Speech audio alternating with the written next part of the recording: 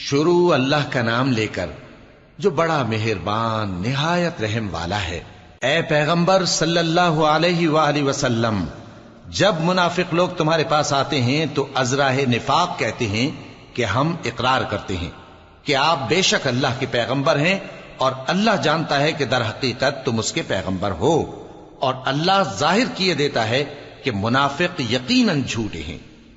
انہوں نے اپنی قسموں کو ڈھال بنا رکھا ہے اور ان کے ذریعے سے لوگوں کو اللہ کی راہ سے روک رہے ہیں۔ کچھ شک نہیں کہ جو کام یہ کرتے ہیں برے ہیں، یہ اس لیے کہ یہ پہلے تو ایمان لائے پھر کافر ہو گئے، تو ان کے دلوں پر مہر لگا دی گئی، سو اب یہ سمجھتے ہی نہیں۔ اور جب تم ان کے تناسب اعضاء کو دیکھتے ہو تو ان کے جسم تمہیں کیا ہی اچھے معلوم ہوتے ہیں، اور جب یہ گفتگو کرتے ہیں تو تم ان کی تقریر کو توجہ سے سنتے ہو، گویا لکڑیاں ہیں جو دیواروں سے لگائی گئی ہیں، بزدل ایسے کہ ہر زور کی آواز کو سمجھیں کہ ان پر بلا آئی۔ یہ تمہارے دشمن ہی ہیں، سو ان سے محتاط رہنا، اللہ ان کو ہلاک کرے، یہ کہاں بہکے پھرتے ہیں۔ اور جب ان سے کہا جائے کہ آؤ رسول اللہ صلی اللہ علیہ وآلہ وسلم تمہارے لیے مغفرت مانگیں، تو سر ہلا دیتے ہیں، اور تم ان کو دیکھو کہ تکبر کرتے ہوئے رکے ہی رہتے ہیں۔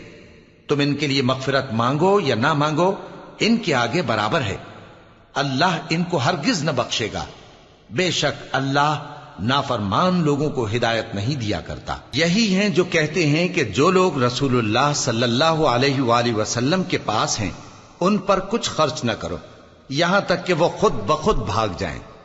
حالانکہ آسمانوں اور زمین کے خزانے اللہ ہی کے ہیں، لیکن منافق نہیں سمجھتے۔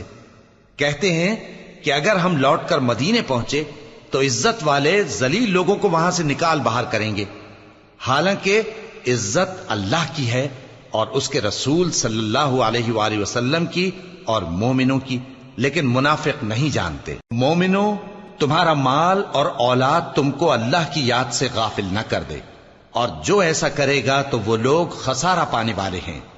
اور جو مال ہم نے تم کو دیا ہے اس میں سے اس وقت سے پیشتر خرچ کر لو کہ تم میں سے کسی کی موت آ جائے تو اس وقت کہنے لگے کہ اے میرے پروردگار، تو نے مجھے تھوڑی سی اور مہلت کیوں نہ دی تاکہ میں خیرات کر لیتا اور نیک لوگوں میں داخل ہو جاتا۔